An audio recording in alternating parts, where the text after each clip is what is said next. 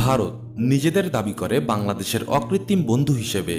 ভারত বাংলাদেশের প্রকৃত বন্ধু এটা প্রচার করতে জোর গলায় প্রচেষ্টা চালায় বাংলাদেশের কিছু বিশেষ মহল। বাস্তবে বন্ধু হিসেবে ভারতের আচরণ কেমন? পূর্ব ঘোষণা ছাড়াই পেঁয়াজ রপ্তানি বন্ধ করে দিয়েছে ভারত। দুপুরের পর থেকে দেশটি থেকে বাংলাদেশে পেঁয়াজ আসেনি। ভারত কোনো আইনের ধার না ধরে বাংলাদেশে পেঁয়াজ রপ্তানি বন্ধ করে দেয়, শুকনো মৌসুমে পানি বন্ধ করে দেয়, অসময়ে পানি ছেড়ে দিয়ে বন্যায় ভাসিয়ে দেয়, সীমান্তে গুলি করে পাখির মতো নিরীহ মানুষ হত্যা করে, বাংলাদেশের অভ্যন্তরীণ রাজনীতিতে হস্তক্ষেপ করে, রোহিঙ্গা ইস্যুতে মায়ানমারকে সমর্থন দেয়। আবার নেয়ার বেলায় দাদাবাবুদের সব চাই, ইলিশ চাই, বন্দর চাই, রাস্তা চাই, রেলপথ চাই, বাংলাদেশের বাজারে ভারতীয়দের চাকরি চাই, আকাশে স্কাই মার্শাল চাই, বাংলাদেশের অভ্যন্তরে ঢুকে মিলিটারি অপারেশন করতে চাই, সব শুধু চাই আর চাই। কিন্তু দেবার বেলায় আমরা ডলার দিয়ে এলসি করেছি, পেঁয়াজ দেয় নাই।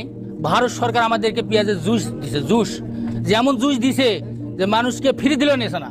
বস্তা পচা পেঁয়াজ, অসময়ে বানের পানি, কিংবা পৃথিবীর সবচেয়ে রক্তাক্ত সীমান্ত। যদিও এত কিছুর পরেও একদল নির্লজ্জ পাচাটা তাবেদার এই সম্পর্ককে রক্তের সম্পর্ক বা নারীর সম্পর্ক বলে উল্লেখ করে। বাস্তবতা হচ্ছে তারা আসলে মোটেও মিথ্যা বলেনি, এ সম্পর্ক রক্তেরই বটে। আমাদের দুই দেশের সম্পর্ক অত্যন্ত ঘনিষ্ঠ, নারীর সম্পর্ক।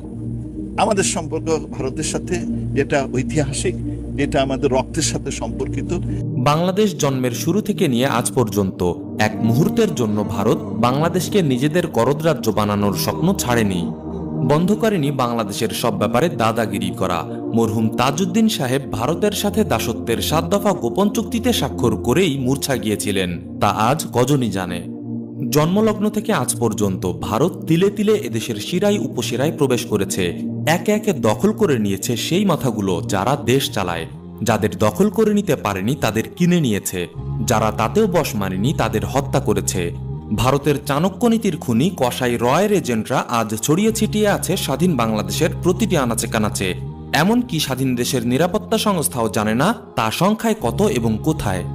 কেন একটি মহল ভারতীয় গুপ্তচর সংস্থাকে এদেশে ছড়িয়ে পড়তে দিল? কেন থামিয়ে দেওয়া হয় সীমান্ত ইস্যু নিয়ে প্রশ্নকারীদের? কেন দেশের জনগণের স্বার্থের চেয়েও প্রাধান্য পায় ভারতীয় স্বার্থ? কেন ভারতের জুলুমের সমালোচনা করায় প্রাণ দিতে হয় আবরার ফাহাদদের? দেশের স্বাধীনতা, নিরাপত্তা, স্বার্থের সাথে জড়িত এই বিষয়গুলো আলোচনায় আসে না, আসতে দেওয়া হয় না। ইনশাআল্লাহ আমরা এমন কিছু বিষয় প্রকাশ করতে যাচ্ছি যা বিপুল অর্থ, শক্তি খরচ করে ধামাচাপা দেবার চেষ্টা করা হয়েছে।